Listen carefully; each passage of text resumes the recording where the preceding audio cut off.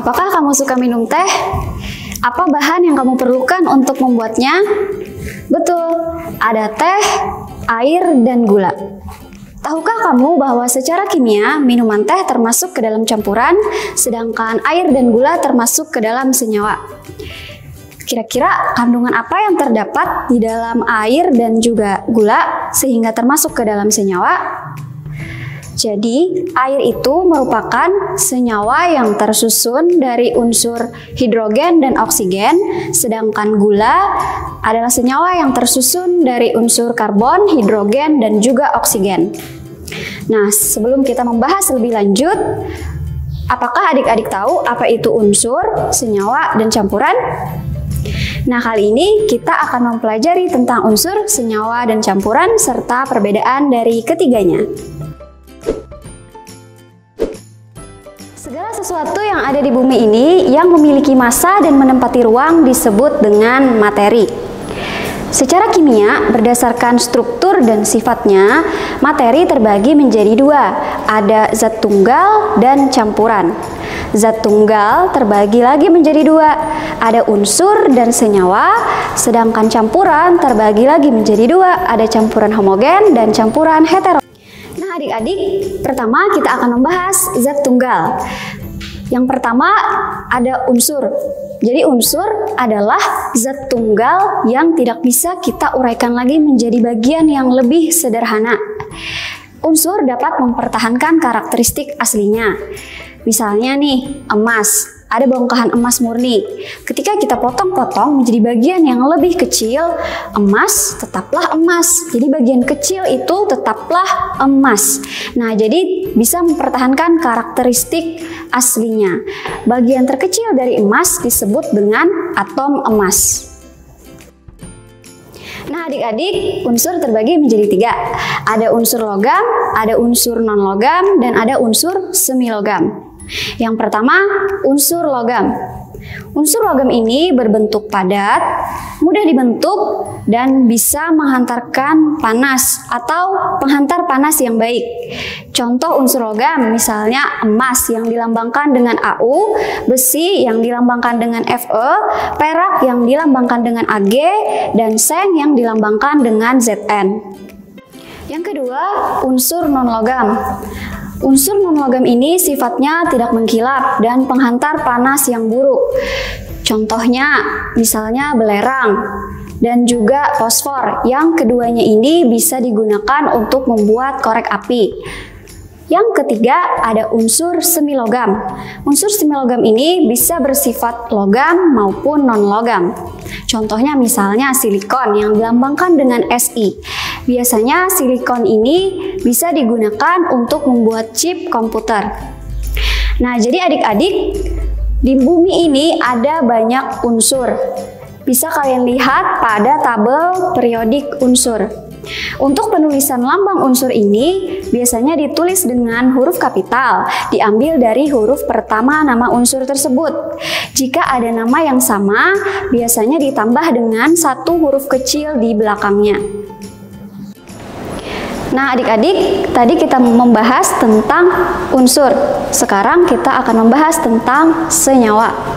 Jadi senyawa adalah zat tunggal yang bisa kita uraikan menjadi bagian yang lebih sederhana melalui suatu reaksi kimia.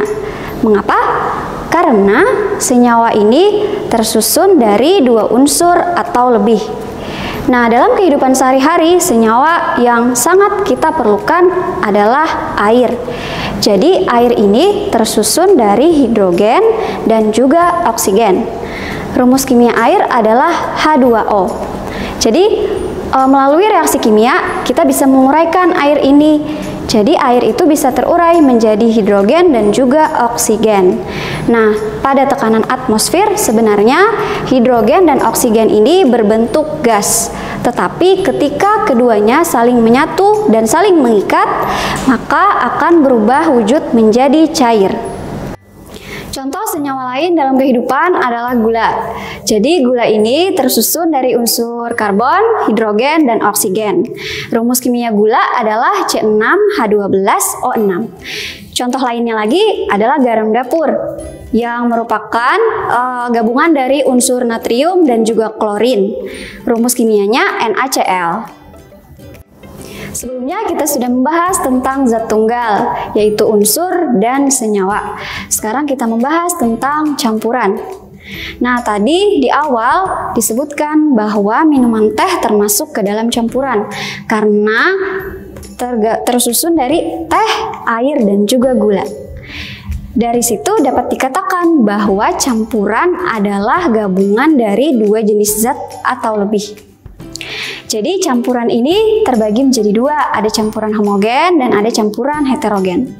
Coba kalian perhatikan minuman teh dan juga campuran dari air dengan minyak. Kira-kira apa perbedaan dari keduanya? Jadi pada minuman teh itu kan gabungan dari teh, air, dan juga gula. Tetapi kita tidak bisa lagi membedakan bahan-bahan yang sudah tercampur tersebut. Yang berubah hanyalah air yang berubah warna dan juga berasa manis.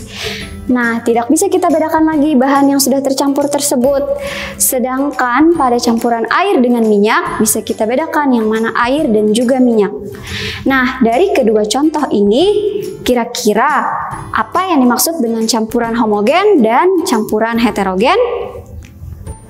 Pertama, campuran homogen adalah gabungan dari dua jenis zat atau lebih menjadi satu dan tidak bisa kita bedakan lagi zat-zat yang sudah tercampur tersebut. Campuran homogen ini biasanya juga disebut dengan larutan. Jadi misalnya air ditambah gula disebut dengan larutan gula. Nah, contoh campuran homogen yang lain, misalnya ada parfum, ada mentega, udara, dan lain sebagainya. Yang kedua, campuran heterogen. Campuran heterogen adalah campuran yang zat-zat yang setelah tercampur itu bisa kita lihat perbedaannya. Dia tidak tercampur secara merata. Contohnya misalnya seperti sayur sop, bubur kacang, dan lain sebagainya. Setelah menyimak video tadi, kira-kira adik-adik sudah bisakah membedakan antara unsur, senyawa, dan campuran? Bisakah adik-adik menebak apakah minuman kopi termasuk ke dalam unsur, senyawa, atau campuran?